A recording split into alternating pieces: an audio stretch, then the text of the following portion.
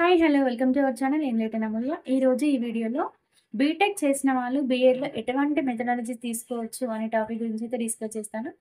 మనకి ఇప్పుడు మనం బీటెక్ చేస్తున్నామంటే బీటెక్ ఎలా వెళ్తాం? ఎంసెట్ అనే ఎగ్జామ్ రాసి వెళ్తాం. మొత్తం మనకి మ్యాథ్స్, ఫిజిక్స్ ఇవే ఉంటాయి ఎంసెట్‌లో అవునా? సో, ఇప్పుడు మనం బీఎడ్‌కి చేయడానికి కూడా ఓన్లీ మ్యాథ్స్ అండ్ ఫిజిక్స్ మెథడాలజీస్‌కే ఎలిజిబిలిటీ అయితే ఉంది. వేరే సబ్జెక్ట్ అయితే చేయడానికి లేదు. ఎందుకంటే తెలుగు మనకి ఇంటర్‌లో కొంతమంది చదువుతారు, చదవరు. కానీ డిగ్రీ లెవెల్‌లో మనం తెలుగు చదివాం కాబట్టి తెలుగు లాంగ్వేజెస్‌కి నాట్ ఎలిజిబుల్. ఎందుకంటే బీటెక్ మొత్తం ఇంగ్లీష్ మీడియంలోనే ఉంటుంది కాబట్టి. ఇంకా రిమైనింగ్ సబ్జెక్ట్ బయో సైన్స్ కూడా ఎలిజిబిలిటీ లేదు. సోషల్ మనకసలు టచ్చే ఉండదు.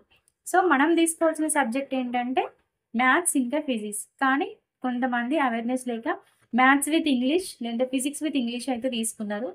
వాళ్ళకి మరి ఎలిజిబిలిటీ ఇచ్చారో లేదో నాకైతే తెలీదు. ఎవరైతే మ్యాథ్స్ తీసుకోవాలనుకుంటున్నారో వాళ్ళు నిరభ్యంతరంగా బీటెక్ వాళ్ళు బీఎడ్ చేయొచ్చు విత్ మ్యాథమెటిక్స్ మెథడాలజీ. నాదైతే first methodology mathematics and second methodology physics. మళ్ళీ ఇక్కడ బ్రాంచెస్ అంటూ సెపరేట్ ఏం లేదు. ఏ బ్రాంచ్ వాళ్ళైనా మ్యాథ్స్ తీసుకోవచ్చు, ఫిజిక్స్ తీసుకోవచ్చు. నాది కూడా ఈసీఈ బ్రాంచే. మా వీడియోలో ఒక కమెంట్ అయితే పెట్టారు. ఈసీఈ వాళ్ళు ఎటువంటి బ్రాంచెస్, ఏ మెథడాలజీ తీసుకోవాలి, ఈసీఈ వాళ్ళకి ఏది సూట్ అవుతుందని. నేను కూడా ఈసీఈ బ్యాక్‌గ్రౌండే. నేనైతే మ్యాథ్స్ ఇంకా ఫిజిక్స్ తీసుకున్నాను. మీరు కూడా దానికే ఎలిజిబుల్. మాక్సిమం బీటెక్ స్టూడెంట్స్ ఎవ్వరు బీఎడ్ తీసుకున్నా మ్యాథ్స్ ఇంకా ఫిజిక్స్‌కే తీసుకోవడానికి ప్రిఫరెన్స్ ఇవ్వండి. ఓకేనా? Thank you for watching.